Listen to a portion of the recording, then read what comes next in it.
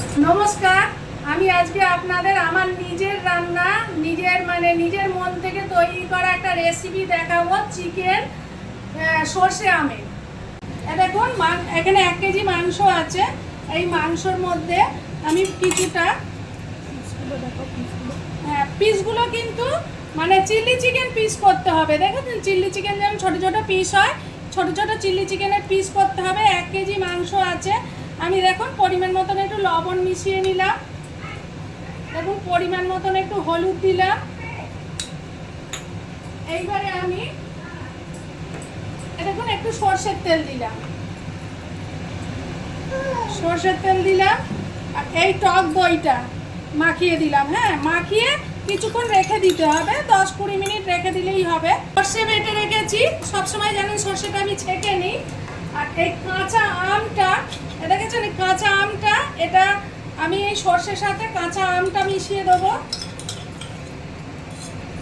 আর একটু সর্ষের তেল দেবো।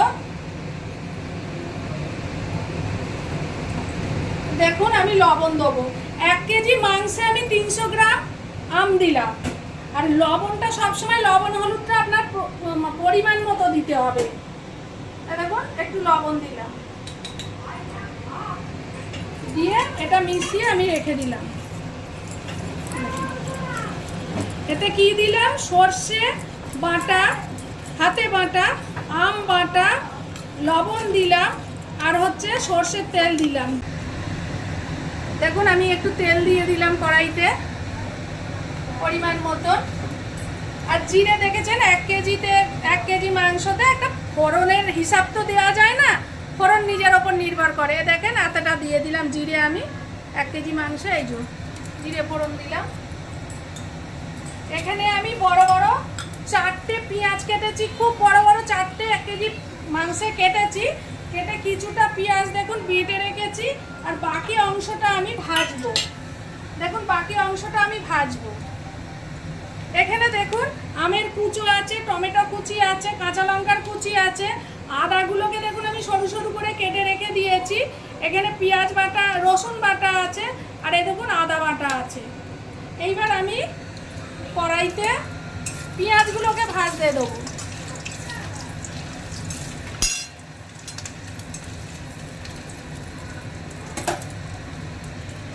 বড় বড় মাপের 4টে পেঁয়াজ, হাফ বাটা হয়েছে, হাফ ফোড়নে দেওয়া হলো।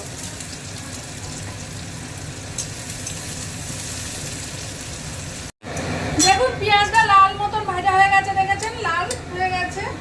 এইবার আমি রসুন দেবো। এতে 3টে মিডিয়াম সাইজের রসুন বেটে রেখেছি।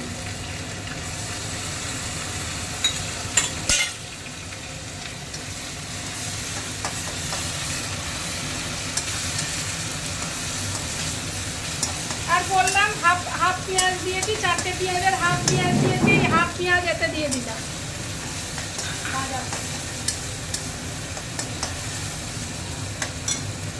পরিমাণ মতন আদা দেবেন। আদার ব্যাপারটা আছে, আদা অনেকে খুব কম খায়, ওই জন্য আদাটা পরিমাণ মতন দেবেন। আপনি কতটা আদা দেবেন সেই পরিমাণে দেবেন। আমি দেখুন 2 চামচ আদা দিলাম 1 কেজি মাংসে। এই মাংসটা কিন্তু অনেক সময় লাগে রান্না করতে। দেখুন টমেটোটা দিয়ে দেবো।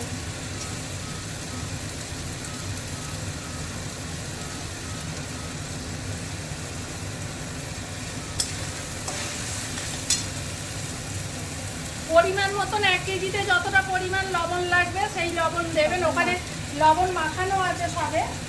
এইবার আমি দেখুন হলুদ দিয়ে দিচ্ছি পরিমাণ মতো। আমি দেখুন ওখানে প্রচুর কাঁচা লঙ্কা দিতে হবে, কিন্তু ওই জন্য শুকনো লঙ্কাটা আমি একটু কম দিচ্ছি। এটা কাঁচা লঙ্কার রান্না, আমি অল্প করে শুকনো লঙ্কা দিতে হবে।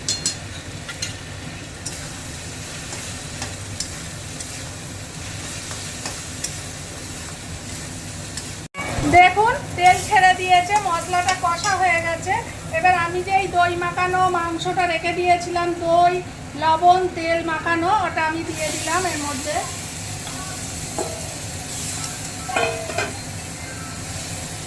মাংসটা কিন্তু ধাপে ধাপে রান্না হবে। মাংসটা এখন এই দিয়ে আমি একদম আগুন কমিয়ে রেখে দেবো। এটা টিম টিম করে হবে। এটা দেখুন আমি একদম ঝিমোনো আছে ঢাকা দিয়ে মাংসটাকে আমি কিন্তু রান্না করলাম, একদম ঝিমানো আছে। এটা খুব স্লো হবে, মানে আস্তে আস্তে হয় মাংস রান্নাটা। দেখুন জল বেরিয়ে গেছে, তেল বেরিয়ে গেছে, দেখেছেন? এইবারে আমি দেবো এর মধ্যে আমার যে হাতে তৈরি আম কাসুন্দি বানালাম সর্ষে টর্ষে দিয়ে, সেই আম কাসুন্দিটা আমি এর মধ্যে দিয়ে দেবো। এইবার এই দেখেন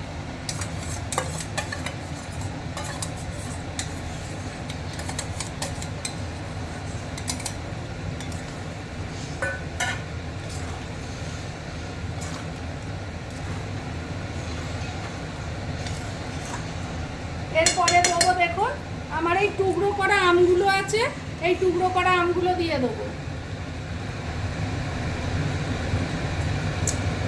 এ দেখুন আমি আদাগুলোকে এইভাবে লম্বা লম্বা কেটে রেখেছি, এই আদাগুলো দিয়ে দেবো।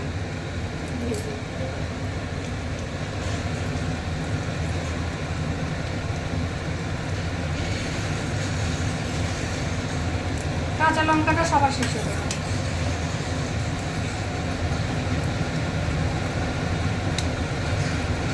ঢাকা খুলছি।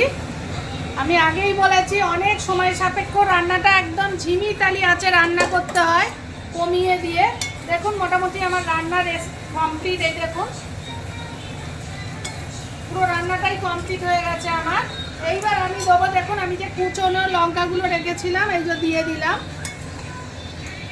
লঙ্কাটা দিয়ে কিন্তু আমি আর ফোটাবো না, বন্ধ করে দিলাম।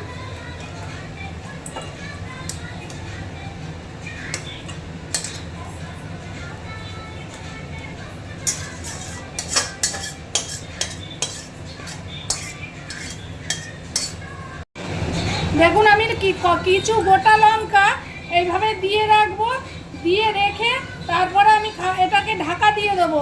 তাহলে এই লঙ্কার যে সেন্টটা সেটা মাংসর ভিতরে যাবে। আমি আপনাদের এই রেসিপিটা দেখালাম, নিজে হাতে কাসুন্দি বানালাম, আম সর্ষে দিয়ে কাসুন্দি দিয়ে আমটা বানালাম।